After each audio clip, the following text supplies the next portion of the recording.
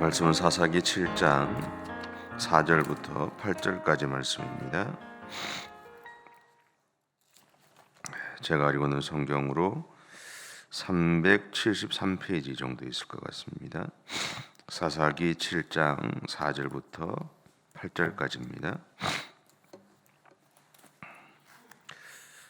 우리 함께 봉독하겠습니다. 여호와께서 또 기드온에게 이르시되 백성이 아직도 많으니 그들을 인도하여 물가로 내려가라. 거기서 내가 너를 위하여 그들을 시험하리라. 내가 누구를 가리켜 네게 이르기를 이 사람이 너와 함께 가리라 하면 그는 너와 함께 갈 것이요 내가 누구를 가리켜 네게 이르기를 이 사람은 너와 함께 가지 말 것이니라 하면 그는 가지 말 것이니라 하신지라. 이 백성을 인도하여 물가에 내려가매 여호와께서 기드온에게 이르시되 누구든지 개가 하려는 것처럼 혀로 물을 핥는 자들을 너는 따로 세우고 또 누구든지 무릎을 꿇고 마시는 자들도 그와 같이 하라 하시더니 손으로 움켜 입에 대고 핥는 자는 수는 300명이요 그 외의 백성은 다 무릎을 꿇고 물을 마신지라. 여호와께서 기드온에게 이르시되 내가 이 물을 핥아 먹은 300명으로 너희를 구원하며 미디안을 내 손에 넘겨주리니 남은 백성은 각각 자기의 처소로 돌아갈 것이니라 하시니 이에 백성이 양식과 나팔을 손에 든지라. 기드온이 이스라엘 모든 백성을 각각 그의 장막으로 돌려보내고 그 300명은 머물게 하니라. 미디안 진영은 그 아래 골짜기 가운데 있었더라. 아멘. 기드온이 미디안과 싸운다는 이제 이야기를 들었던 이스라엘 공동체에서는 그 전쟁에 동참하고자 하는 사람들이 물밀듯이 몰려들었습니다. 현대 전쟁의 승패는 무기에 달려 있다고 그럽니다. 그러니까 좋은 무기 하나가 군함 하나를 대체할 수 있을 정도로 그렇게 좋다 그러죠. 그래서 나라들마다 다른 나라보다는 좀 더 강력한 무기들을 보유하려고 노력하고 있습니다. 마찬가지로 기드온 당시의 전쟁에서도 가장 중요한 것은 누가 더 강력한 무기를 가지고 있는가 하는 것이었습니다. 동시에 전쟁에 참여하는 군대의 숫자도 중요했다 그러죠. 그러기에 지금 기드온에게 이렇게 찾아온 사람들이 많았다라는 것은 그의 마음을 든든하게 만들기에 충분했을 겁니다. 또한 기드온의 마음에는 그들이 하나님이 자신에게 보내주셨던 사람들이라는 생각이 들었을 겁니다. 그런데 하나님이 4절에서 이제 의미심장한 말을 하시죠. 제가 읽겠습니다. 여호와께서도 기드온에게 이르시되 백성이 아직도 많으니 그들을 인도하여 물가로 내려가라. 거기서 내가 너를 위하여 그들을 시험하리라. 내가 누구를 가리켜 네게 이르기를 이 사람이 너와 함께 가리라 하면 그는 너와 함께 갈 것이요 내가 누구를 가리켜 네게 이르기를 이 사람은 너와 함께 가지 말 것이니라 하면 그는 가지 말 것이니라 하신지라. 오늘 4절의 이야기 이전에도 한번 거르는 작업을 하게 됩니다. 그리고 나서 또 거르시는 모습을 보죠. 전쟁을 치러내고자 하는 사람에게는 한 명의 군사도 그리고 하나의 무기도 중요하죠. 그런데 하나님은 지금 기드온을 향해서 자신에게 찾아온 사람들 중에 선별해서 사용하겠다고 이야기했어요. 한번 왔던 사람들 중에서 일부를 먼저 보내신 다음에 다시 또 선별하겠다는 거죠. 그런데 이러한 하나님의 계획 그리고 그분의 말씀에 기드온이 순종을 합니다. 그 결과 하나님이 선택한 사람이 이제 300명이라고 오늘 성경은 이야기를 합니다. 7절에 보면 이렇게 돼 있죠. 여호와께서 기드온에게 이르시되 내가 이 물을 핥아 먹은 300명으로 너희를 구원하며 미디안을 내 손에 넘겨주리니 남은 백성은 각각 자기의 처소로 돌아갈 것이니라 하시니라. 처음에 기드온이 이러한 하나님의 음성을 들었을 때 어떤 마음이었을까 싶어요. 물론 기드온은 하나님의 음성에 순종했고 하나님의 계획에 순종했습니다. 근데 그럼에도 불구하고 그가 처음 하나님의 음성을 들었을 때 전적의 성패는 분명히 많은 군대와 좋은 무기에 달려 있다는 것을 누가 봐도 상식적으로 알고 있는데 하나님이 기도원에 요청한 것은 그런 상식들이 아니라 그냥 하나님의 그냥 말씀이거든요. 그리고 기도원에게는 그것에 순종하라고만 요청을 하셨어요. 그런 고민을 하다가 이제 황당했을 거다라는 생각이 들었어요. 아무리 하나님의 음성 이야기고 하나님의 명령이기는 하지만 좀 황당했을 거다라는 생각들을 하게 됐습니다. 수천의 군대를 상대로 300명으로 전쟁을 치르겠다는 이 하나님의 계획은 그의 생각에는 상상할 수도 없는 일이었기 때문일 겁니다. 만약 저에게 오늘 하나님이 그렇게 얘기하신다면 저 또한 상상할 수 없는 이야기죠. 수천의 군대가 앞에 수만의 군대가 앞에 서 있는데 300명을 데리고 내가 싸우겠다고 순종할 수 있을까 하는 생각도 해봤어요. 여러분은 어떠세요? 자신이 결코 쉽지 않은 이제 상황에 대한 이야기들이 오늘 전개되고 있습니다. 그런데 하나님은 기드온에게 명확하게 이렇게 말씀하세요. 이번 전쟁은 300명으로 치르겠다는 거고요. 그리고 이 300명으로 전쟁을 치르는데 그게 필요한 전략은 이런 것이다라고 말씀해 주셨어요. 이제 기드온에게 다른 방법은 사실은 없었습니다. 하나님이 앞장서신 전쟁에 그는 따라가야 했습니다. 그런데 이 모습은 가나안 땅을 정복해 가던 그들의 선조 앞에 하나님이 자신의 군대 대장을 보내시면서 하나님 자신이 앞장설 테니 너는 따라오라고 하셨던 모습과 비슷하죠.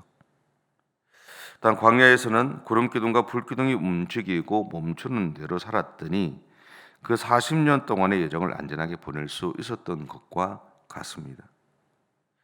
마찬가지로 과거 그들의 선조들은 하나님이 앞장서시고 그들이 따라갔더니 여리고성을 정복할 수 있었습니다.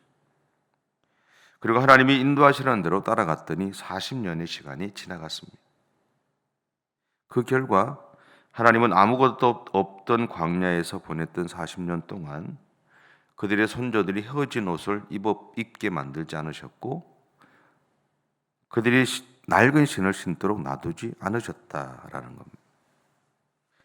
하나님이 그들에게 아무것도 없는 광야 속에서 살아갔지만 하나님이 이끌시는 대로 따라갔더니 그들이 옷 하나, 옥자락 하나 헤어지게 만들지 않으셨고 그들이 신발이 닳도록 놔두지 않으셨던 일들을 행하셨다라는 거예요. 성경에서 그것을 정언하고 있지만 우리가 상식적으로 생각해 보면 여러분이 지금 신고 계시는 신발도 좀 낡은 게 있죠. 그렇잖아요? 여러분이 입으시는 옷도 낡은 게 있잖아요. 겉옷도 있고 속옷도 있고 그렇잖아요.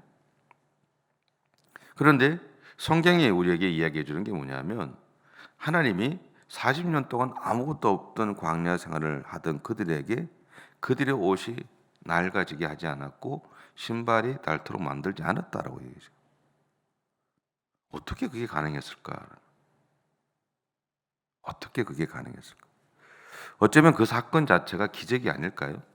40년 동안 그들이 광야 생활을 해냈다는 것도 기적이겠지만 어쩌면 그들의 인생 가운데 낡은 옷을 입게 만들지 않고 낡은 신을 신게 만들지 않았다는 그 사실 자체가 어쩌면 그것이 더 큰 기적일 수도 있다는 생각을 해보게 됩니다. 그런데 여러분 이것이 하나님의 방법이다라는 거죠. 그리고 오늘 기도원은 그 하나님의 방법에 순종합니다.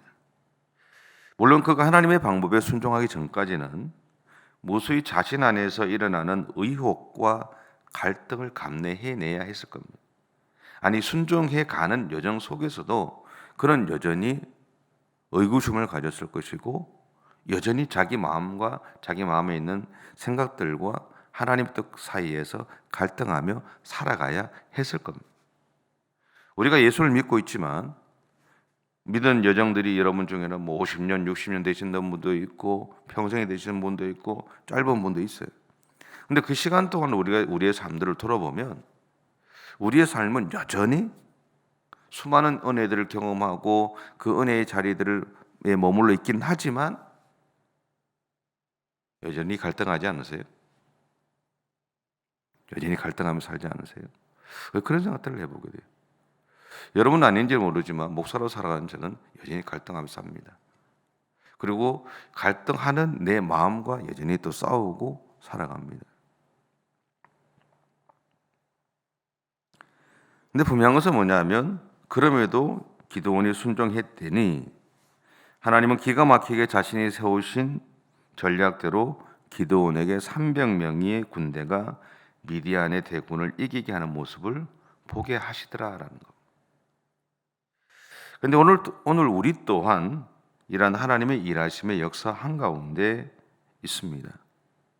그리고 하나님은 오늘도 우리에게 하나님의 방법을 알려주시고 그 하나님에게 순종하기를 요청하고 계신다라는 겁니다.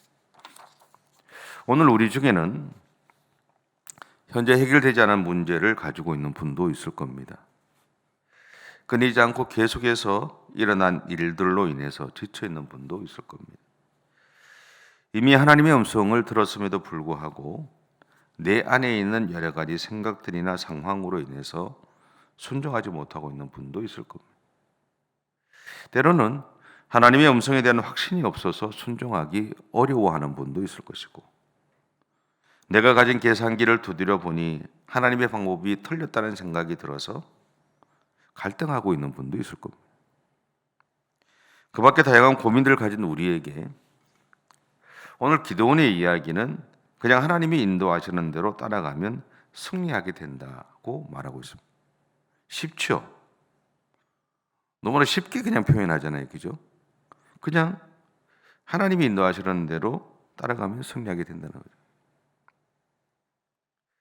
우리가 가는 신앙의 여정에서는 때때로 오늘처럼 우리의 상식으로는 이해할 수 없는 하나님의 일하심이 일어나기도 합니다.